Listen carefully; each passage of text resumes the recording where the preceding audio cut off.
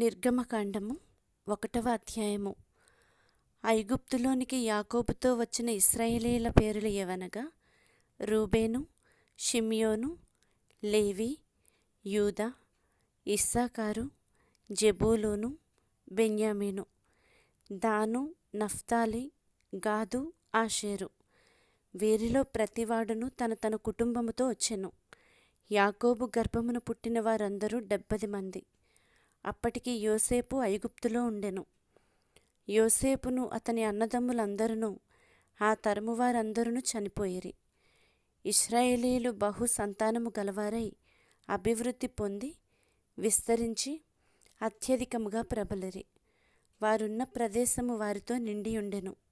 అప్పుడు యోసేపును ఎరుగని క్రొత్తరాజు ఐగుప్తును ఏలనారంభించెను. అతడు తన జనులతో ఇట్లనెను, ఇదిగో, ఇశ్రాయేలు సంతతి అయిన ఈ జనము మనకంటే విస్తారముగాను బలిష్టముగాను ఉన్నది. వారు విస్తరింపకుండునట్లు మనము వారి ఎడల యుక్తిగా జరిగించుదము రండి. లేని ఎడల యుద్ధము కలుగునప్పుడు కూడా మన శత్రువులతో చేరి మనకు విరోధముగా యుద్ధము చేసి ఈ దేశములో నుండి వెళ్ళిపోదురేమో అనెను. కాబట్టి వారి మీద పెట్టిన భారములలో వారిని శ్రమపెట్టుటకు వెట్టి పనులు చేయించు అధికారులను వారి మీద నియమింపగా వారు ఫరో కొరకు ధాన్యాదులను నిలువచేయు పీతోము, రామసేసను పట్టణములను కట్టిరి. అయినను ఐగుప్తీయులు వారిని శ్రమ పెట్టిన కొలది వారు విస్తరించి ప్రబలిరి గనుక వారు ఇశ్రాయేలీయుల ఎడల అసహ్యపడిరి. ఇశ్రాయేలీయుల చేత ఐగుప్తీయులు కఠినముగా సేవ చేయించుకొనిరి. వారు ఇశ్రాయేలీయుల చేత చేయించుకొనిన ప్రతి పనియు కఠినముగా ఉండెను. వారు జిగటమంటి పనిలోను, ఇటుకల పనిలోను, పొలములో చేయు ప్రతి పనిలోనూ కఠిన సేవ చేయించి వారి ప్రాణములను విసిగించిరి.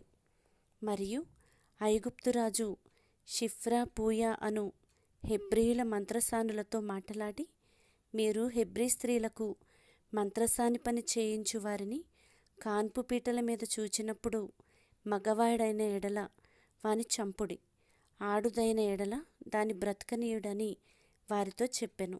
అయితే ఆ మంత్రసానులు దేవునికి భయపడి ఐగుప్తురాజు తమకు ఆజ్ఞాపించినట్లు చేయక మగపిల్లలను బ్రతకనీయగా, ఐగుప్తురాజు ఆ మంత్రసానులను పిలిపించి, మీరెందుకు మగపిల్లలను బ్రతకనిచ్చితిరి?